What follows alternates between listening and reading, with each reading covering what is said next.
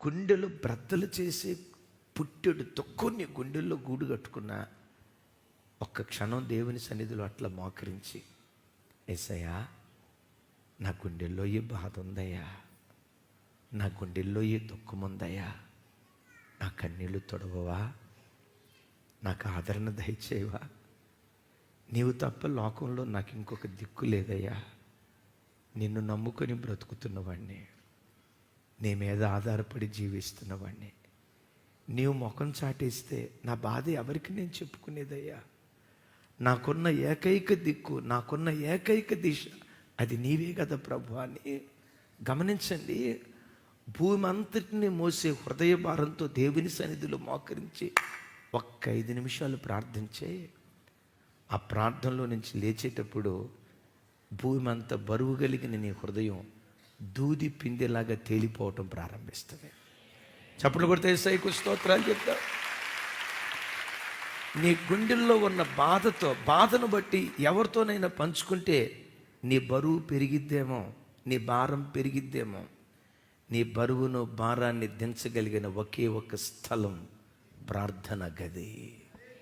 మరోసారి చెప్తాం ఆమేన్. For example అనుకోండి, ఎవరికైనా షుగర్ ఉంది, షుగర్ బలహీనత ఉన్న ఆయన కాస్త షుగర్ ఎక్కువైపోయి ఇంటి పక్క వాళ్ళ దగ్గరికి వెళ్ళి, బ్రదరు ఈ మధ్య కాస్త షుగర్ ఎక్కువైంది, ప్రార్థన చేయండి బ్రదరు అని అన్నాం అనుకోండి.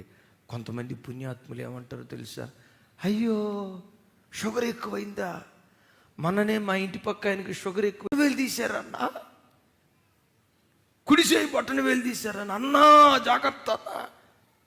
ఆ మాట అనే లోపు, ఆ మాట అనకు మునుపు షుగర్ 250 ఉంది. ఈడి మాట దయ వల్ల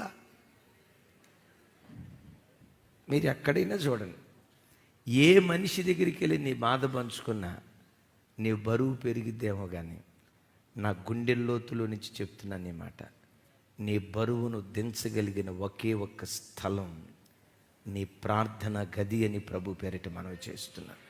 ధూపం ఎంత తేలిగ్గా ఉంటుందో ప్రభు సన్నిధిలో నువ్వు చేసిన ప్రార్థన నీ హృదయాన్ని అంత తేలిక చేస్తుంది. ఇంకొక మాట కూడా చెప్తాను, దేవుడు నీ జీవితంలో కార్యం చేయాలంటే కూడా హృదయ భారంతో నువ్వు కదిలితే దేవుడు కార్యం చేయడం.